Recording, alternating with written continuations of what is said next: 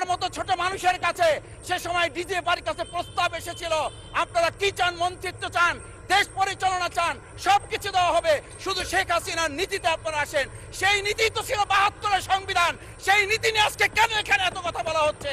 আমার মনে হয় আমরা সংবিধান নিয়ে ঘাটাঘাটি করতে করতে যদি সংবিধানই আমাদের রক্ষা করতে পারত, তাহলে সংবিধান আমাদেরকে বলে দিত যে আমাদের সেদিন বালু ট্রাক সরানোর ক্ষেত্রে সংবিধানের পৃষ্ঠা আমাদেরকে খুঁজতে হতো। সংবিধান যদি আমাদেরকে রক্ষা করতে পারত, তাহলে ৭২-এর সংবিধানের আলোকে আজকে আমাদের এখানে থাকার কথা না। আমি শফিকুল ইসলাম মাসুদ, আমার এখন জেলখানায় থাকার কথা। সংবিধান যদি মানতে হতো, তাহলে আমাদের মাননীয় প্রধানমন্ত্রী বাংলাদেশে থাকার কথা না, ওনার দেশের বাইরে থাকার কথা। সংবিধান মানতে হলে বর্তমান স্বরাষ্ট্রমন্ত্রীর এখন দেশের বাইরে থাকার কথা ছিল।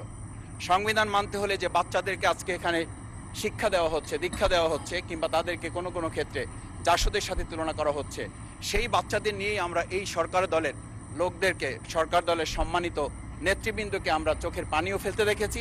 আবার কাউকে কাউকে কথা বলতেও শুনেছি যে এই সমস্ত বাচ্চাদের, আমরা তাদের শিক্ষার্থীদের আন্দোলনের সাথে আমাদের কোনো সম্পর্ক ছিল না।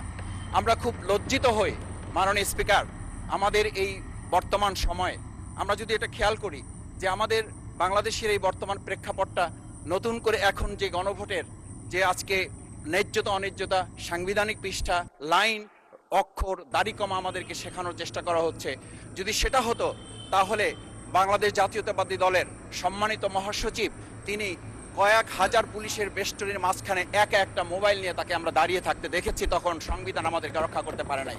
মাননীয় স্পিকার, আমি ৩৫০ মামলা নিয়ে ৭ মাসের ব্যবধানে, আপনিও আমার ২-১টা মামলাতে আপনি আমাকে সহযোগিতা করেছেন, সেটা এই সুযোগে ধন্যবাদ জানাতে চাই।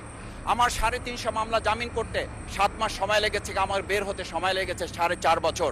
আমি সেই ৪.৫ বছরে ৩ বার রিয়ারেস্ট হয়ে ২ বার গুম হয়েছি। আমি তখন ডিজিএফআই, এনএসআই, ডিবিএসবির কাছে জানতে চেয়েছিলাম আমার সামনে দিয়ে বড় বড় নেতারা বের হয়ে যাচ্ছে, আমার অপরাধটা কি?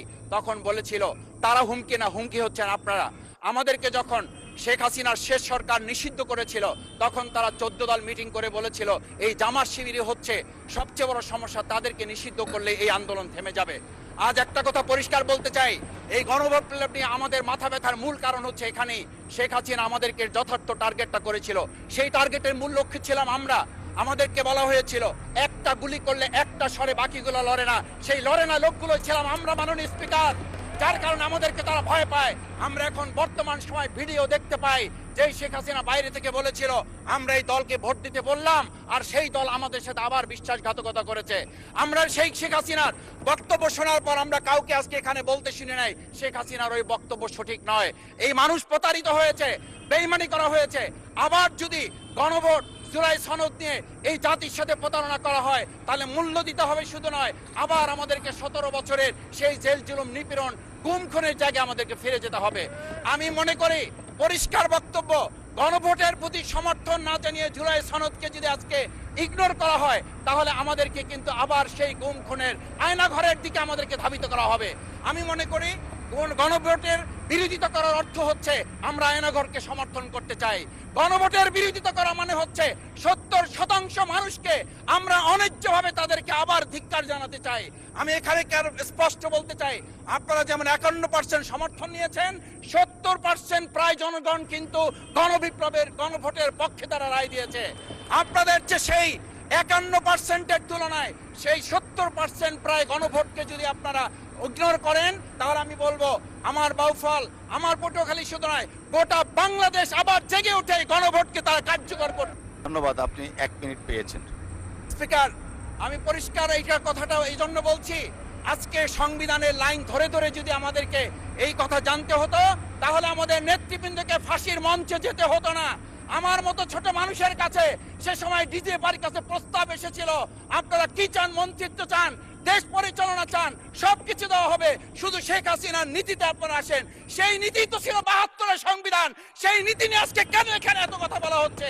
আমরা পরিষ্কার জানি, আমরা যদি সেই ৭২-এর সংবিধানকে ভালোবাসি, তাহলে এখানকার নেতৃবৃন্দ এবং মরহুমা বেগম খালেদা জিয়া নিজে বলেছিল আমরা সুযোগ পেলে এই সংবিধানকে আমরা ছুঁড়ে ফেলে দেব।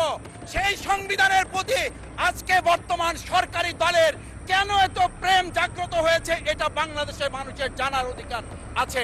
আমি আমার প্রিয় বাউফলের মানুষের প্রতি ভালোবাসা শ্রদ্ধা জানাই যেই বাউফলবাসী আমার দাবি আদায়ের জন্য, আমার এলাকার মানুষের অধিকার আদায়ের জন্য এখানে দিয়েছে, আমি সেই অধিকার